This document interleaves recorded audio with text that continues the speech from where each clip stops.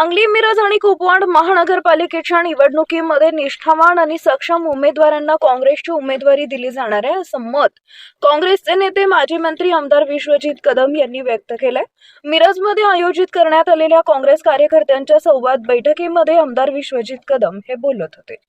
यावेळी खासदार विशाल पाटील, प्रदेश काँग्रेस कमिटीचे निरीक्षक अमर खानापुरे, मिरज शहर काँग्रेसचे अध्यक्ष संजय मेंढे, माजी महापौर किशोर जामदार यांच्यासहित पदाधिकारी आणि इच्छुक उमेदवार उपस्थित होते।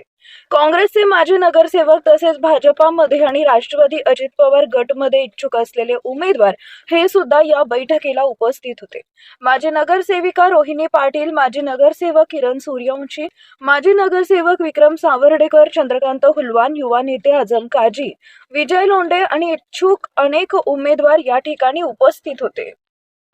सांगली महानगरपालिकेच्या निवडणुकीच्या अनुषंगाने येणाऱ्या काळात कदाचित लवकरच महाराष्ट्रात या निवडणुका लागतील, या अनुषंगाने आम्ही सांगली जिल्ह्याचे लोकप्रिय खासदार विशालजी पाटील आणि महाराष्ट्र प्रदेश काँग्रेस कमिटीचे निरीक्षक सन्मान्य अमर खानापुरेजी आणि शहरातले आणि जिल्ह्यातले काही नेतेगण आज आम्ही सगळेजणही सांगली शहर, मिरज शहर आणि कुपवाड या तिन्ही शहरातल्या काँग्रेस पक्षाच्या कार्यकर्त्यांची एक संवाद साधत आहोत आणि त्या संवादातून प्रत्येक प्रभागाची जी काही निवडणुकीची रणनीती आहे आणि जे कोण तिथे कार्यकर्ते आज पक्षाचा विचार करून तिथे चांगल्या पद्धतीने काम करत आहे, येणाऱ्या निवडणुकीला कशा पद्धतीने सामोरे जायचं, कशा पद्धतीने आपण लढायचं, काय रणनीती आखायची, याच्यावर संवाद साधण्याकरता आज आम्ही बैठक केलेली आहे।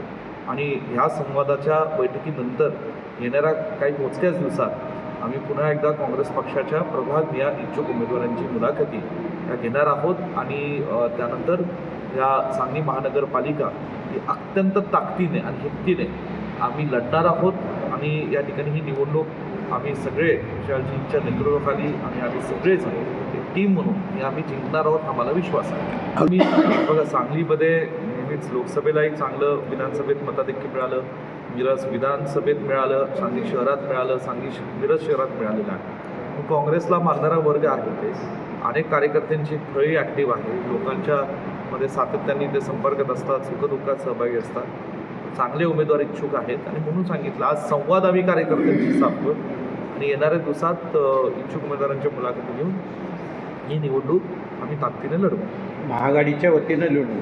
आता पुढचे जे मित्रपक्ष आहेत त्या मित्रपक्षातून ही चर्चा आम्ही करू, त्यांच्या काय नेमक्या इच्छा आहेत, त्यांच्याकडे किती सक्षम उमेदवार किती ओरडात आहेत, ही चर्चा येणाऱ्या दिवसात जयंतराव पाटील साहेब राष्ट्रवादीचे नेते त्यांचे पक्षातले जे काही नेते असतील त्यांच्याशी चर्चा केली जाईल। एकत्रित बैठक होणार आहे का? येणाऱ्या दिवसात होईल। दादा एकच प्रश्न होता, निष्ठावंतांना न्याय मिळणार की सक्षम उमेदवार शोधणार? नाही, दोन्ही क्रायटेरिया महत्त्वाचे। बघा, निष्ठावंतांना निश्चितपणे प्राधान्य दिलंच, पण सक्षम उमेदवार शेवटी त्या ठिकाणी सक्षम ची व्याख्या काय असते की तो त्या लोकांमध्ये त्याची लोकप्रियता किती, त्याने लोकांच्या सुखदुःखात किती सहभागी झाला आहे, तो लोकांमध्ये किती काम करतो, मग तो त्या दृष्टीने सक्षम असेल तर दोन्हीचं कॉम्बिनेशन घेऊन आम्हाला उमेदवारी द्यावी लागते, पण निष्ठावंतांना प्राधान्य दिलं।